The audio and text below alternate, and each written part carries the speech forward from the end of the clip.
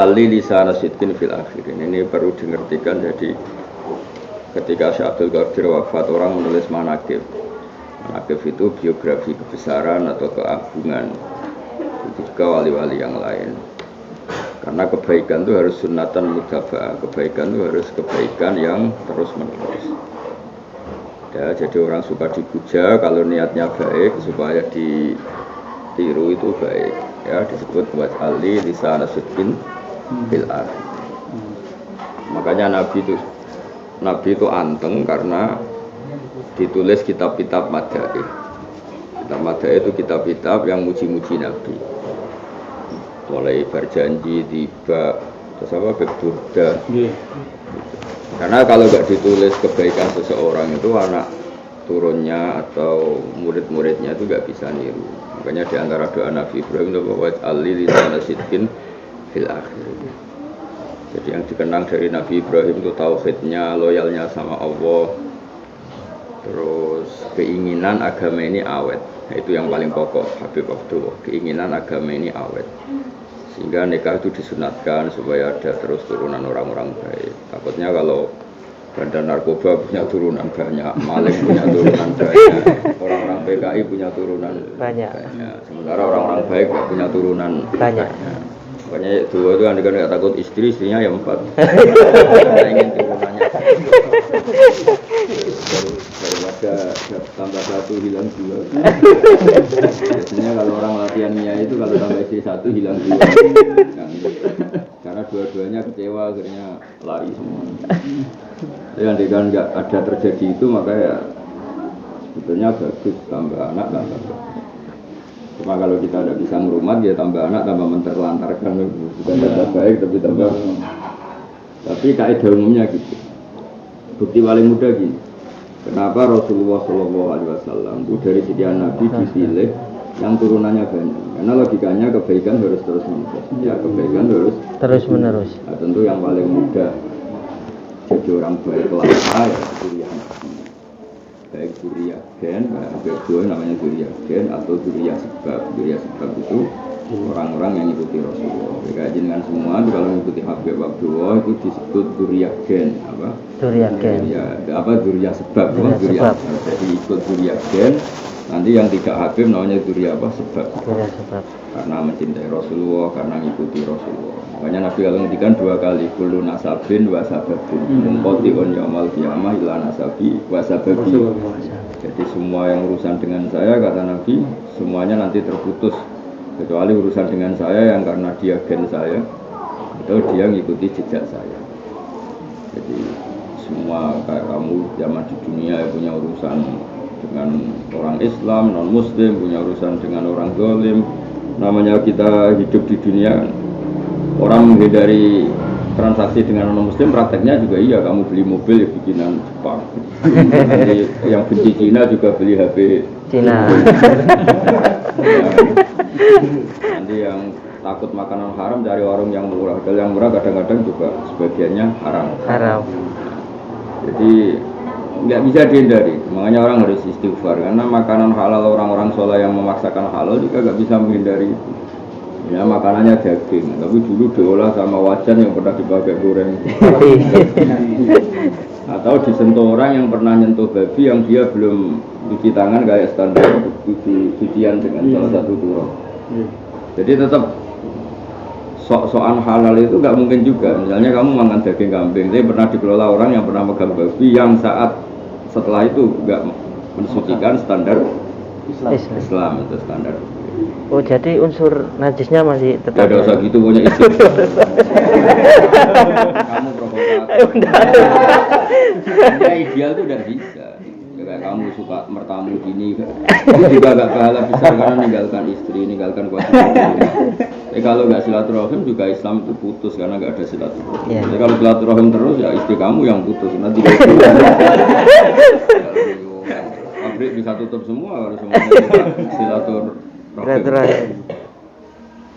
Tapi semua kebaikan Nabi itu harus ditulis, harus dipuji. Andai kan tidak ada kitab madaih itu habis Islam. Kitab madaih itu kitab-kitab yang muji Nabi karena orang nggak tahu logikanya lagi, logika beragama. Logika beragama misalnya gini, Nabi itu muji-muji tidurnya orang puasa itu ibadah. Andai kan Islam itu kena orang soleh tok gitu, tidak ngerti ilmu, ngiranya itu moso tahun kita waktu ya puasa setahun sekali aja kok Tidur. Akhirnya Islam itu pakai standar ideal dan itu bahaya. Bahayanya adalah tidak semua kita itu calon wali, tidak semuanya kita orang baik kelas. Sebagian masyarakat itu ya inginnya puasa supaya melupakan lapar itu ya tidur. Dan uniknya Nabi yang muji itu, namus so'im ibadah, tidurnya orang puasa itu sudah Ibadah. Makanya nggak boleh Islam dikelola orang soleh tok itu nggak boleh, harus dengan ilmu. Karena kalau orang soleh ngelola tanpa ilmu itu inginnya standar ideal dan itu berat bagi umat. Terus bumi itu petai kontraweh, esok para oleh turu, tidak istighosah maca apa 10.000. Kiainya semangat untuk salam tembak yang ikut itu. Ya, atau misalnya yang gak salam tembak, kiainya semangat karena lakon ya. Iya. Datangnya ditunggu, dicium. Kalau yang nggak lakon-lakon kan mojok sambil tidur. Makanya khotib itu kata Nabi disuruh cepat. Termasuk kepintarannya orang itu kalau khutbah cepat, kalau sholat lama. Karena kalau khotib diberi kesempatan, nyindir tonggo ya pas khutbah. Kalau sama orang juga disalurkan pas khutbah. Nanti jadi ajang dendam, ajang tidur orang. Ngomong apa khotib? Enggak cocok sama NU ngomongnya pas khutbah. Mungkin NU yang model versi dia juga pas khutbah. Jagonya menang syukur ya pas khutbah. Kalau jagonya kalah mencibir ya pas khutbah. Nanti jadi ajang. Tapi kalau kita ikut Rasulullah Shallallahu Alaihi Wasallam, kita pikir nggak gitu. Termasuk ciri utama orang pintar itu kalau khutbah cepet, kalau baca sholat itu lama. Bagiannya apapun baiknya khutbah itu kalamun adam, itu omongannya orang. Seorang lagi, apapun baiknya khutbah andikan baik, ya pakai sarana mencibir sana sini. Andikan baik pun itu sarana omongannya orang. Sementara Quran apapun tidak fasih anda itu kalamullah.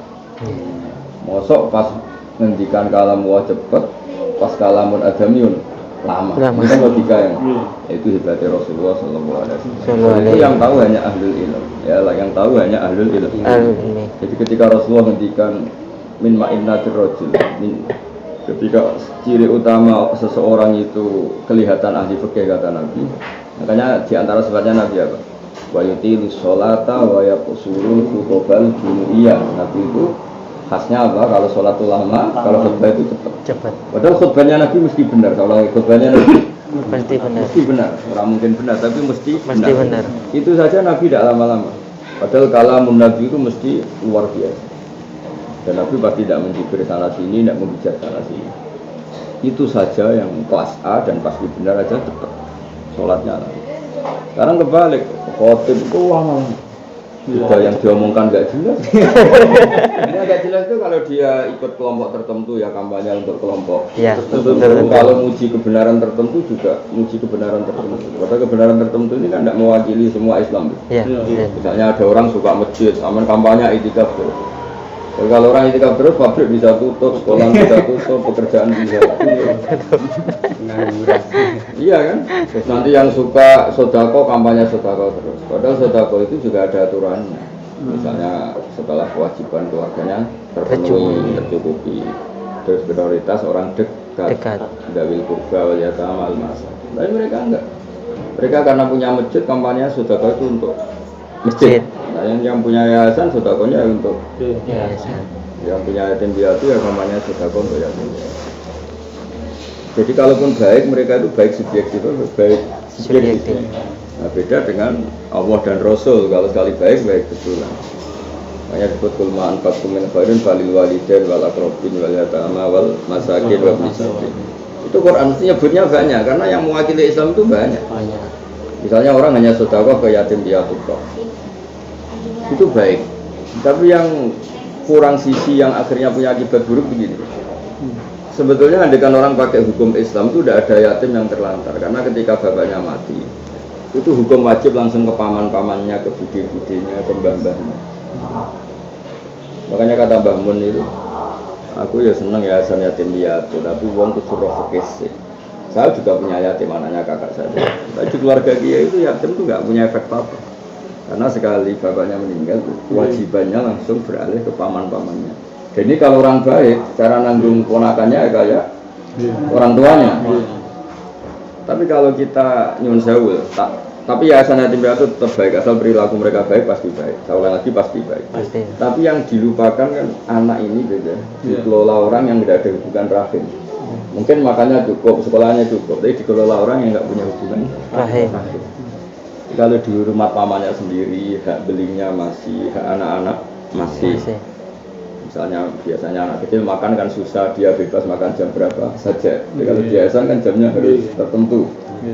Terus misalnya pamannya A ngasih 1.000, pamannya B ngasih 20.000, mbahnya yang dulu ngasih 1.000 gara-gara ada punya bapak sekarang 20.000. Lipatan kasih sayang kan dari paman, Pak D, Pak Lik, misanan. Nah ininya Allah dan Rasul ya yatim itu dikelola keluarga kan ini ada rahim. Nanti kalau muji rahim kan luar biasa. Tapi gara-gara ada tradisi dilimpahkan ke orang lain, nanti Pak D-nya sedikit yayasannya benak. Bukan salah yayasannya, tapi orang biasa menghindari kewajibannya. Salah lagi, bukan salah yayasannya, tapi orang terbiasa menghindari kewajibannya. Orang yatim di Depno, akhirnya uang biasa gak empati dengan kebun. Rasulullah itu yakin, tapi gak punya akibat. Karena Abu Thalib orang baik, langsung dihandle kan gitu. Setelah Abdul Muthalib wafat kan dihandle Abu Thalib. Di keluarga kiai, di keluarga habaib banyak ya. Tapi nggak punya akibat apa, karena sistem keluarganya sehat, langsung diambil alih. Dan nggak punya akibat apa, kasih sayangnya, panjat manjanya, beling khas anak, Panjat. mau bal-balan macam rokok kepala. Karena dikelola orang yang punya rasa, yang dikelola orang yang punya rasa. Jadi andekan yayasan yatim piatu itu yang terbaik, tetap di bawah kualitas keluarga. Itu bayangkan yang terbaik. Ya misalnya tadi, uang makan saja kok jamnya tertentu. Padahal tadi pas jam itu kadang belum ingin makan. Jadi kalau di rumah Pak Lek Pak D-nya kan, Pak Lek Pak D-nya pas wisata, kasut wisata, pas mayoran, kasut mayoran, pas apa. Misalnya Pak Leknya sedang jenuh, ada Pak D-nya sedang jenuh, ada misanan-misanannya. Dan adat Jawa ya umumnya orang Indonesia, bahkan mungkin umumnya di dunia, kalau orang tuanya mati malah lipatan kasih sayangnya itu tinggi. Yang dulu Pak Lek Pak D-nya cuek, setelah orang tuanya meninggal kan kasih sayangnya itu cerita. Tapi saya bukan anti yayasan yatim, ini mau cerita. Yayasan yatim piatu yang baik ya pasti baik, cuma ini cerita. Tapi jangan juga mengambil alih atau mentradisikan orang menghindari kewajiban. Sama fakir miskin sebetulnya gitu, orang jumbo juga sama. Andaikan sistem keluarga yang sehat, punya mbah renta, punya keluarga renta, kan nggak kepikiran dititipkan ke panti. Yang sistem keluarga baik, pasti merasa ibadah merawat mbahnya, merasa ibadah merasa merawat, mesti gitu perasaannya. Itu yang dikatakan. Jadi awal mula sistem yatim itu ya di situ. Ya apa orang jumbo, orang. Nah Islam itu membicarakan itu semua. Tapi kalau khotib kadang-kadang bicarakan versinya. Sedekah diarahkan ke yayasan, ke masjid. Makanya kalau masjid bagus tapi yatim terlantar mau apa? Kadang-kadang masjid bagus itu sudah selera, lampunya dari kristal, pagarnya mewah. Itu menyedot 2 miliar. Dan bayangkan kalau 2 miliar itu untuk orang jumbo, orang yatim, orang miskin sudah selera. Jadi kebaikan harus disebut bareng-bareng. Misalnya Habib Abdullah ini ketua masjid takmir, nggak boleh beliau hanya kampanye untuk masjid. Karena kebaikan itu tersalur juga untuk fakir miskin, untuk ibnu sabil. Tapi apapun kebaikannya orang biasanya gitu, kalau sedang ketua masjid ya kampanyenya masjid.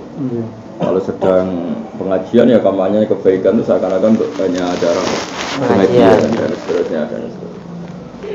Makanya khotib juga boleh punya ruang banyak-banyak, takutnya tadi ngomongnya kemana-mana itu. Ya udah Pak khotib-khotib kebanyakan ini lagi gedeng tangga nih, pas nyetel dangdutan dia fisik. Sekarang zaman sudah rusak. Dangdutan banter-banter. Padahal kalau dia orang yang dibawa kan tak pikir tanpa ditegur sudah tonggo sungkan banter-banter dia. Mungkin isi rawi bawa malah ngomong apa. Karena kita yang kiai gak ngalami itu, kiai yang disenangi di masyarakat kan tonggo sungkan dia. Dari kiai yang musuhi kan, mesti ukur dendam mbak tangganya. Ya saya ulang lagi ya. Jadi kitab Madae yang dikarang orang-orang top itu, kitab-kitab Madae itu ya supaya kebaikan itu ada. Jadi orang yang ngerti ngaji, kenapa Rasulullah itu punya cucu banyak? Karena kebaikan harus terus menerus. Dan di antara penerusnya tentu zuriat-zuriat beliau. Dan kalau zuriat kan jumlahnya terbatas. Habib Abdullah ini yang Habib kan hanya satu. Kalau Islam dipasarkan Habib jumlahnya tidak bisa. Sehingga juga dipasrahkan umatnya. Makanya Nabi ngendikannya 2 kali kullu nasabin wasababi. Jadi orang yang ditakdir tidak habib tidak usah kecil hati karena yang dipikir Nabi itu sama. Dia mikir dirinya ya luar biasa, mikir umat ya luar biasa. Ya tentu secara etika umatnya itu merasa hormat habib, tapi tetap secara perhatian Nabi itu tidak kalah, semuanya diperhatikan. Nah, soal kelas A, kelas B, kelas C bagi kita sudah ada penting. Kelas C sudah cukup, jadi JRT ya tidak mesti keluarga. Tapi yang penting itu orang tahu lah, supaya saya sering rebukan sama Habib Abdullah supaya agak ada tradisi membedakan Habib dan Kiai. Karena semuanya sudah sadar kelas masing-masing. Kita Kiai pasti hormat Habib. Tapi Habib ya pasti mencintai kita, sayang kita karena Nabi yang dicintai itu duriannya dicintai, umatnya juga dicintai. Karena redaksinya 2 kali kullu nasabin nasab sebab. Makanya sekali Habib itu alim alama itu gak tertandingi ya Said Muhammad karena beliau punya 2 unsur, punya unsur gen, punya unsur sebab itu alim alama. Makanya ya karena berarti punya 2 unsur sekali seorang Habib alim itu punya 2 unsur ya gennya sendiri ya. Nah, itu juga yang ngerti kitab Madae itu termasuk nikah. Kenapa? Tanah selalu kamu sekali nikah usahakan anak kamu bangga. Karena saya itu bangga kalau yang ahli tauhid, yang orang sholat itu baik. Nanti kelihatan wajib itu di situ. Ada turunan badar narkoba, turunan orang-orang nakal yang kawin sembarangan, kumpul apa sembarangan. Punya turunan yang tidak punya orientasi mikir apa agama. Sementara yang soleh itu sana isi kok oret-oret kan. Komentai terus bapak. Jadi lihat kerja ning pabrik. Kan kasihan. Makanya meskipun Anda gak wayo, kalau ada orang yang wayo anaknya banyak harus kamu dukung asal gak terlantar, asal adil. Karena kalau terlantar itu melahirkan dendam baru. Tapi apapun itu kita tahu logikanya bahwa di antara target Islam itu takdir umat Muhammad, memperbanyak umatnya kan Nabi Muhammad. Ya, memperbanyak itu tidak hanya kuantitas, apa artinya jumlahnya banyak tapi gak senang Habib, gak senang kiai, gak senang kebaikan, kan malah problem. Tapi ketika tidak senang juga gak bisa langsung disalahkan. Jangan-jangan kita karena gak mau bina, gak mau telaten. Ada juga orang kritik ini orang gak suka Habib, gak suka dia. Lagi ya sendiri gak menganggarkan waktu untuk bina, gak menganggarkan waktu untuk supaya dicintai begitu. Hanya menunggu dicintai ada bisa. Tidak bisa, orang itu harus ada poin ya.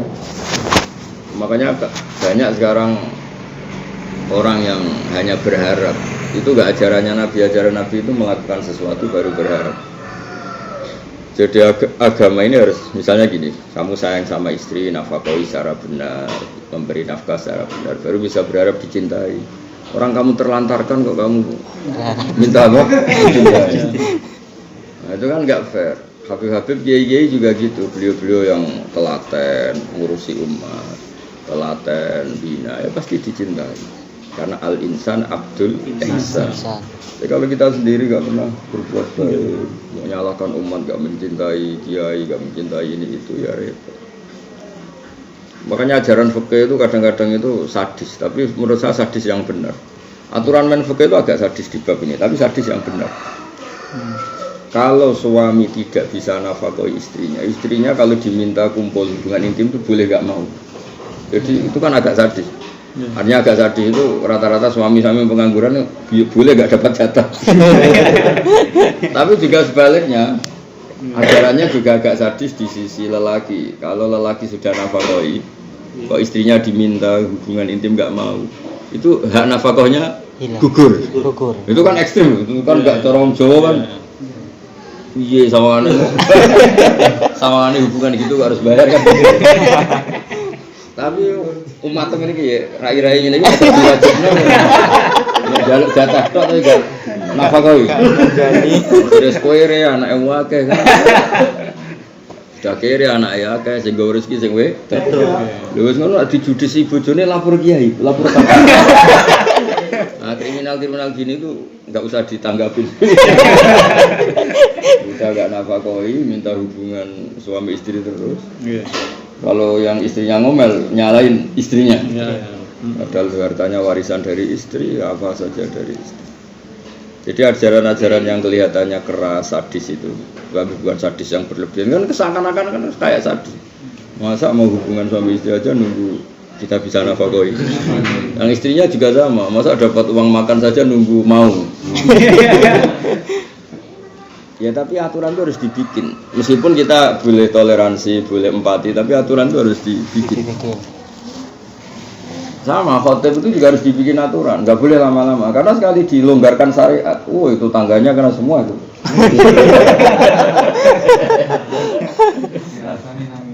Oh iya, dirasani nang mimbar. Yang benci NU juga akan cerita. NU sekarang begini, yang benci Muhammadiyah ya cerita di panggung. Paham ya? Yang NU model apa juga kampanyenya saat panggung. Ruwet kan kalau makanya Nabi itu bikin aturan. Pak Khotib itu suwi-suwi ribet makanya. Apalagi kalau wae pilpres, wae pilgub bisa jadi ajang kampanye kan? Iya kan? Itu hebatnya Rasulullah. Jadi beliau tahu potensi khotib-khotib itu wah. Wah. Kita ini kan kiai, sampai antar kiai daerah sini kan daerah kiai. Kalau ada khotib itu guyonannya gitu, lagi ngamuk itu sih. Aku mesti kecewa ibu bojone. Banyak perempuan zaman akhir itu agak menghormati yang tidak menghormati suami dari orang-orang itu kan dia, tidak kita. Kalau zaman sudah rusak, orang mau nyetel dangdut, nyetel ini itu ngerameni omah iki ya. Itu pasti kiai agak wibawa sampai tanggane gak sungkan. Ya karena dia menjadikan ajang itu sebagai ajang. Makanya dibatasi oleh Nabi. Kalau dibatasi kan ya sudah ngomong yang pokok-pokok. Sholatnya yang lama. Karena logikanya tadi, apapun baiknya khotib ini bayangkan baik. Itu tetap kalamun adami, tetap omongannya orang. Tapi sementara kalau sholat itu kalamu. Masa kalamun adamiun panjang, yang kalamu pendek. Nah, itu enggak ketemu cara rumus. Dan orang tahu kelebihan aturan ini kalau orang itu ngaji. Ya Rasulullah itu luar biasa. Sama Rasulullah mengelola Islam ini luar biasa. Umumnya orang kalau lapar itu ya tidur. Umumnya kalau orang melupakan lapar itu tidur. Nabi uji tidur. Kamu soal ibadah. Tidurnya orang puasa itu ibadah. Coba kalau Islam ini dikelola orang soleh yang nggak ngaji maksudnya orang soleh yang nggak ngaji. Dia pakai standar ideal. Puasa setahun pisan ya gak terawih. Puasa setahun pisan ya turah. Nah ini umat kan berat.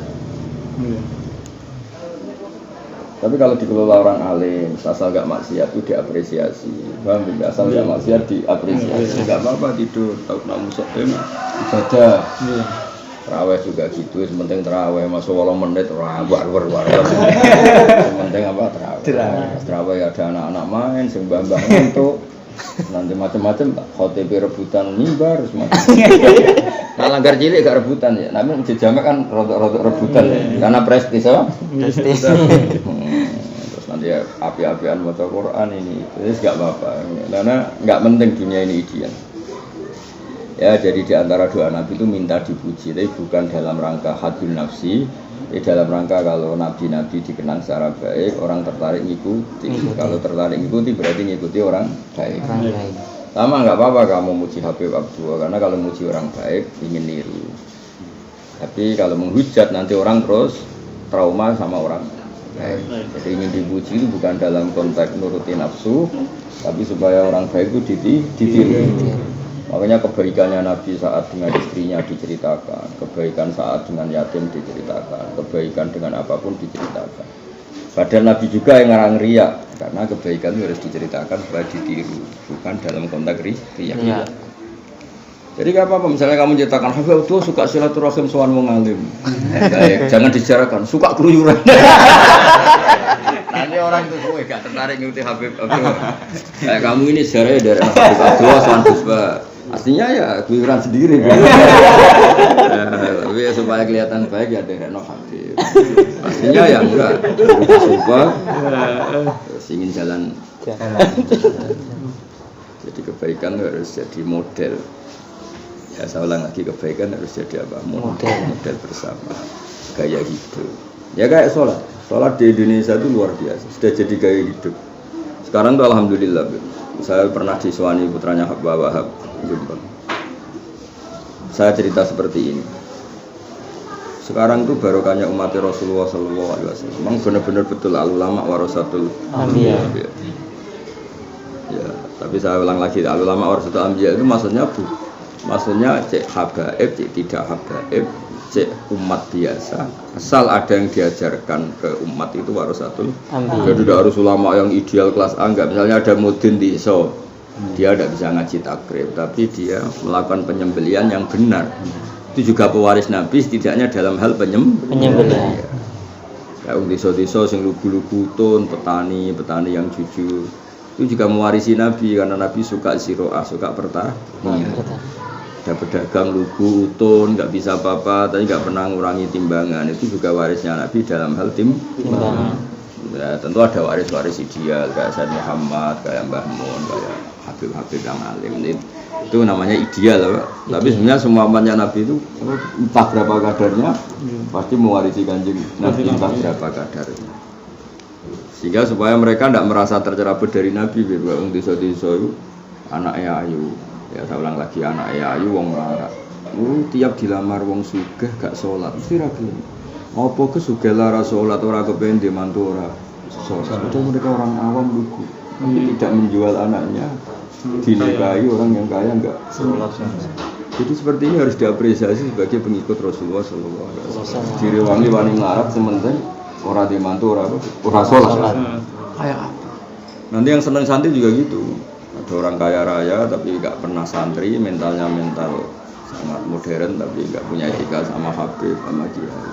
Itu kalau orang desa-desa ayu juga langsung ditolak. Karena mereka enggak ingin punya mantu sehingga enggak santri. Maksudnya santri tidak harus yang mondok lah, berminta santri lah. Nah, jadi waris Nabi itu sebenarnya banyak. Ya, cuma ada yang kelas A, kelas B. Tapi semua perilaku baik, ya saya ulang lagi, semua perilaku baik pasti wirasa nabawiyah, karena nggak ada kebaikan kecuali kita niru Rasulullah SAW. Disebut wa kullu min Rasulillahi multamisun hurfa min al-fahri aw rasfa min ad-diyam. Semua kebaikan tak berapa kecipratannya atau kecipratan Kanjeng Nabi. Para nabi-nabi yang luar biasa saja kecipratan Kanjeng Nabi, apalagi umat, apalagi. Ya, itu harus dipertahankan ya, kebaikan-kebaikan kecil ya. Makanya Nabi itu kalau muji kebaikan tuh, makanya orang soleh yang nggak ideal tuh kacau. Orang soleh yang fatwa itu, tapi kurang ilmu itu kacau. Karena terbayangkan Islam itu ideal. Padahal Nabi itu kalau muji orang itu masya Allah. Ada orang di jalan ada duri ya, disisirkan. Allah ya fir. Berarti kan nyuwun sewu tukang pemulung, tukang sapu, tukang bersih-bersih kota itu jasanya luar biasa. Nabi cerita ada anjing kelaparan, kehausan. Ada orang yang nyuwun sewu dari tempat nakal, seperti anjing gitu dirawat, terus dia juga diampuni Allah. Jadi kebaikan itu kayak segampang itu sebenarnya. Nggak ada ideal orang harus pakai pakaian tertentu. Celananya bentuknya harus tertentu. Kalau orang nggak wajib berjenggot, soalnya Habib Abdullah ini nggak pakai jenggot. Islam itu gampang, pokoknya semua kebaikan diapresiasi. Nabi itu kalau cerita kebaikan tidak ada yang muluk-muluk, banyak yang sudah. Ya tadi imatatul adza anit-thar, ya kan? Kalau ada jalan, ada duri disingkirkan. Dan yang menyingkirkan ya orang kebanyakan. Dan orang kebanyakan itu diapresiasi Kanjeng Nabi. Bahkan hal-hal yang keseharian kita, wa fi buti ahadikum shadaqah, kamu ngumpuli istri juga. Hal-hal keseharian Nabi itu ngitung kebaikan, hal-hal yang gampang. Enggak ada di hadis. kowe iso apik nak wong mau celek lho ping 10. Bisa yang pertama mundur cucunya. Tidak usah orang lain yang pertama mundur itu. Waduh, langsung ya pas nanti jauh langsung waduh. 10. Bukan orang lain tok cucunya juga mikir. Waduh, langsung pertama dapat ijazah itu. Waduh. Sudah dengar hadis kalau Nabi sholat sampai ininya bengkak aja. Kalau sekarang bengkak kan asam urat. Kalau dulu Nabi itu bengkak saking lamanya sholat. Alhamdulillah sekarang ditiru bengkaknya tok gak ada.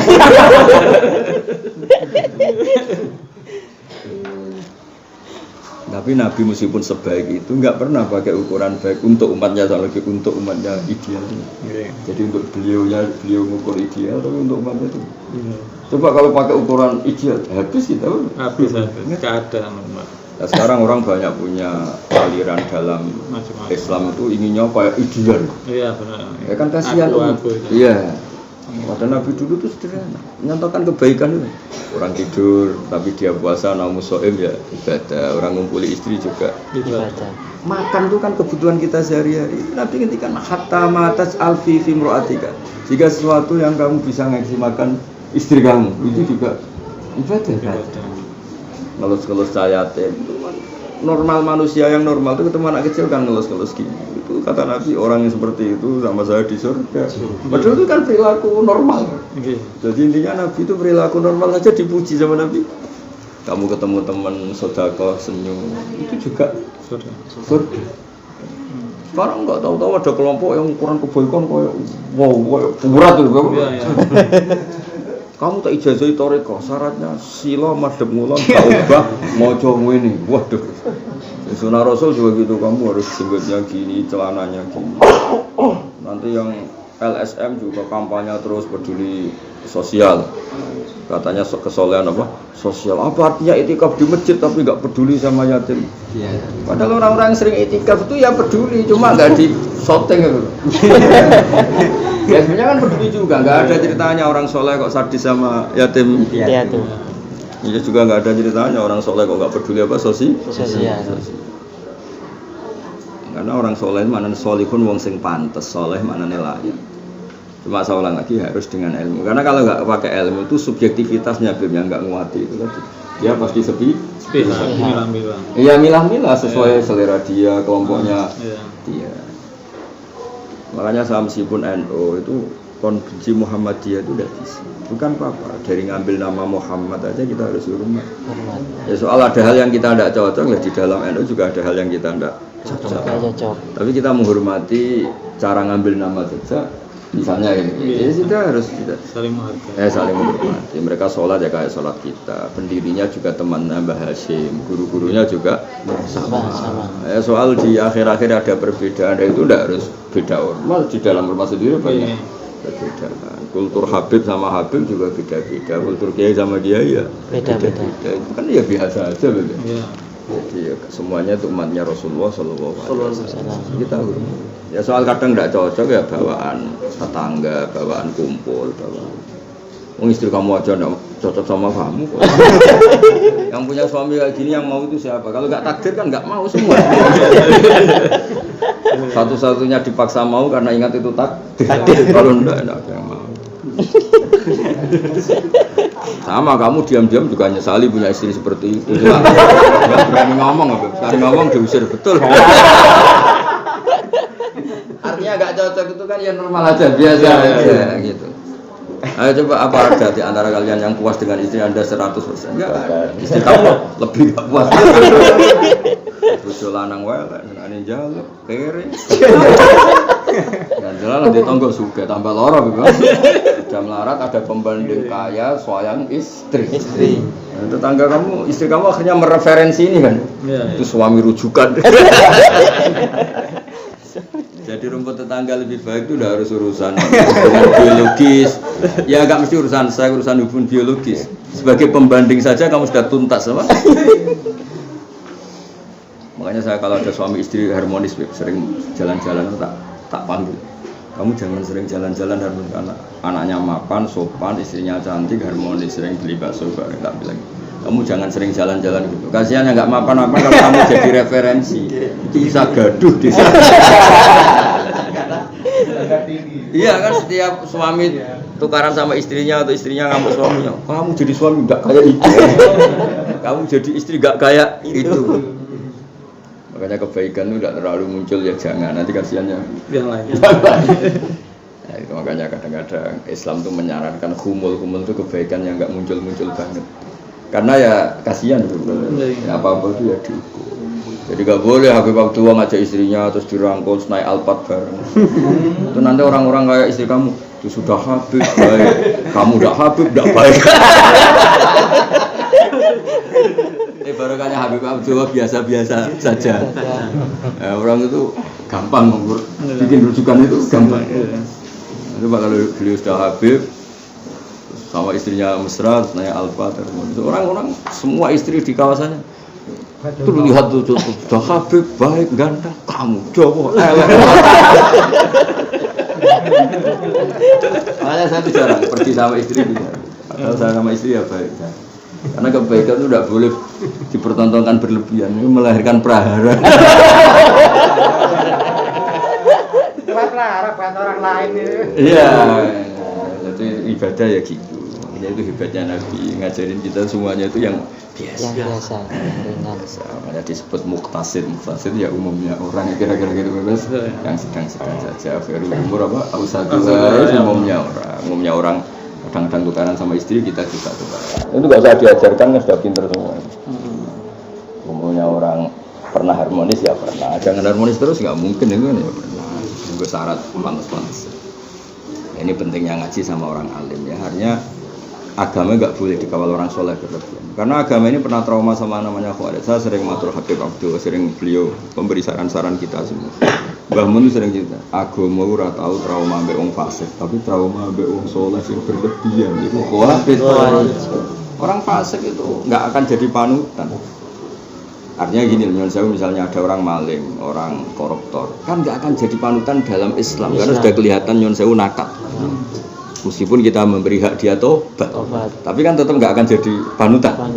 Jadi kalau Khawarij, gayanya soleh, semuanya soleh, potensi jadi panutan. Padahal kalau jadi panutan itu merusak Islam karena terus orang kebanyakan nggak bisa niru karena berlebihan. Kan berlebihan. Makanya Nabi itu kalau sama Khawarij dukanya masya Allah sampai ngintikan syarrul khalqi wal khaliqah. Padahal tuh orang baik dikritik Nabi kayak syarrul khalqi. Semangatnya akhirnya menyalahkan orang juga. Semangatnya kan menyalahkan orang. Rasulullah itu belum pernah ditegur sahabat yang saenake dhewe. Sahabat ya banyak lah, ada yang saenake dhewe bawaan baru Islam atau bawaan adat-adat daerah tertentu. Tapi yang pernah negur Rasulullah itu orang Khawarij. Padahal solehnya masya Allah. Ketika Nabi bagi-bagi sesuatu, misalnya Anda ini baru Islam tak kasih uang 2 juta, yang sudah Islam 5 tahun malah tidak tak kasih. Itu secara logika kan Yun Sewu, cara lahir kan Nabi gak ada adil. Kita yang Islam lama dikasih sedikit, ini yang Islam baru Dikasih banyak. Dikasih banyak. Ya, yang jadi anggota baru dikasih banyak, yang sudah lama Dikasih sedikit. Itu semua sahabat gak ada yang tanya, termasuk sahabat yang biasa ngegeng-ngegeng yang baru masuk Islam. Ya kayak Khalid bin Walid kan yang jauh pernah panglima perang kan di perang Uhud. Ketika masuk Islam kan sisa-sisa tradisinya masih, itu pun nggak nanya gitu kan. Tapi orang Khawarij yang khusyuk, sholat raplengaan khusyuk, dia bilang i'dil ya Muhammad. Hadhihi qismatun ma urida biha wajhu. Kamu yang adil Muhammad. Ini model pembagian yang tidak fair. Yang sekarang sudah muncul ya. Lah ya artinya agama enggak pernah trauma sama orang fasik, tapi trauma sama orang soleh yang berlebihan itu. Karena terus bawaannya nyalahkan orang. Nabi duka ketika orang itu mau diadili sama Abu Bakar Umar, kata Nabi jangan. Sholat kamu enggak kayak sholat mereka, puasa kamu enggak kayak puasa mereka, kamu enggak ada apa-apa dibanding mereka. Tapi kata Nabi, ya khruju min dia orang dari turunan seperti ini akan cara bahasa bebas itu akan mengganggu kepentingan orang Islam kebanyakan, karena terus Orang Islam tidak punya hak nyari pekerjaan juga, ngurus keluarganya, harmonis, rileks, ngopi, cangkruk, hilang semua. Padahal Islam ini awet karena kebebasannya dalam mengelola kehidupan. Asal tidak maksiat sama Islam kan ditoleransi. Ya sih ngopi aja. Kalau mau udah ngadang-ngadang perapatan, penting nggak begal, nggak nyopet. Pokoknya Islam itu enak, mau tidur ya tidur. Gue mana? Ya, gue mana? Disuruh baca Bismillah aja, alhamdulillah sudah cukup. Dan Nabi muji. Hebatnya Nabi itu Muji. orang yang makan baca Bismillah, setelah itu baca alhamdulillah itu pahalanya begini. Kebaikan yang keseharian sama Nabi dipuji luar Biasa. Kalau orang Khawarij enggak, mungkin kamu salah bijinya makan kok enggak pakai biji. Ya kan? Makan enggak sunah Rasul. Salah. Sunah Rasul kalau makan tuh begini, pakai kurma gini. Kata orang-orang yang alim yang ngajinya sudah lama. Sunah Rasul itu nak pangkatnya di Mekah Madinah, bukan di Malang. Malah panjang kan. Kalau kamu ingin niru Nabi itu hidupnya di Mekah Madinah. Kalau diterusin ya repot kan kalau itu diterusin. Tapi apapun itu kan ngendikannya Nabi, kamu jangan berlebihan dalam beragama. Saya sering rembukan sama Habib Abdul Yasiru wala tuasiru. Sampai Nabi ngendikan wala yusyadzahadatina ahadun illa ghalabah. Kamu berlebihan beragama, pasti kamu yang kalah. Ya kan itu jelas dewe Nabi. Wala yusyadzahadatina ahadun illa ghalabah. Makanya Nabi ngendikan yasiru wala tuasiru, basyiru wala tunafiru. Ya sudah umumnya. Ya, makanya ini saya cerita, jadi kalau kamu cerita Habib Abdul suka silaturahim, jangan ditulis suka keluyuran. Kalau ninggalkan istri itu, ninggalkan istri demi jamaahnya, jangan dibalik, gak tahu ngurusi istri. Jadi manaqib ditulis itu bukan untuk apa, supaya kebaikan ini awet, no? Sebut wa ja'alaha kalimatan baqiyatan fi aqibihi la'allahum yarji'un. Jadi kebaikan harus kalimatan baqiyah, harus apa? Abadi. Nah, caranya abadi gimana? Kita jangan boleh trauma dengan kebaikan. Jadi kalau kebaikan itu bikin trauma, maka akan tidak awet. Misalnya orang nggak boleh kerja di pabrik, nggak boleh ngurusi keluarganya, nomor satu agama. Orang kan bisa trauma. Masa Islam mengajarkan kan orang bisa trauma. Dan agama ini kalau dikuasai Khawarij, kira-kira orang bisa trauma lah dengan Islam itu karena bawaannya itu terlalu keras dan nyalain orang lain. Karena iya, maka Mbak sering bilang agama itu atau trauma beong fasik, tapi trauma beong soleh yang berlebihan. Karena kalau orang fasik itu kan nggak ada keinginan orang lain niru kan. Tapi kalau orang bawaannya soleh, orang kan tertarik meniru. Wah, sholatnya orang tuh hebat, sholatnya soft awal terus. Sudah gitu cara softnya benar, cara sunda benar hebat. Ternyata kebaikan seakan-akan hanya dalam bentuk sholat yang seperti itu. Dia gampang nyalakan orang lain, menghujat orang lain. Padahal dulu ada seorang perempuan yang sholatnya luar biasa sampai Nabi kagum. Tapi setelah Nabi dilapori tetangganya, tapi dia tuh dijaruhan, tapi dia juga menyakiti orang lain gini-gini. Fala idan, kalau gitu gambarnya cara Nabi, pujianku tadi tak cancel. Intinya itu nggak boleh kebaikan hanya dalam bentuk seperti itu. Kebaikan itu ya mewakili cara bertetangga, cara sosial, cara empati, cara. Kata Nabi ngendikan muji sholat ya sundul langit as-sholat imam. Tapi muji orang yang empati sosial, Nabi muji juga sundul langit. Ar-Rahimun yarhamuhumur rahman, irhamu man fil ardi yarhamkum man fis sama. Artinya empati itu juga harus dipuji. Karena untuk supaya diakui langit kita harus saling mengasihi, tidak saling menghujat, tidak saling menyalahkan. Ya gitu ya, clear sematerwan rawipun dumugi dadi jamaah Rasulullah sallallahu alaihi wasallam. Amin. Ya Fatihah. A'udzubillahi minasyaitonirrajim. Bismillahirrahmanirrahim. Iya kan. Habib yang dua saya sudah ngaji, ayo doa. Berkati pada wasif pada hadir Muhammad.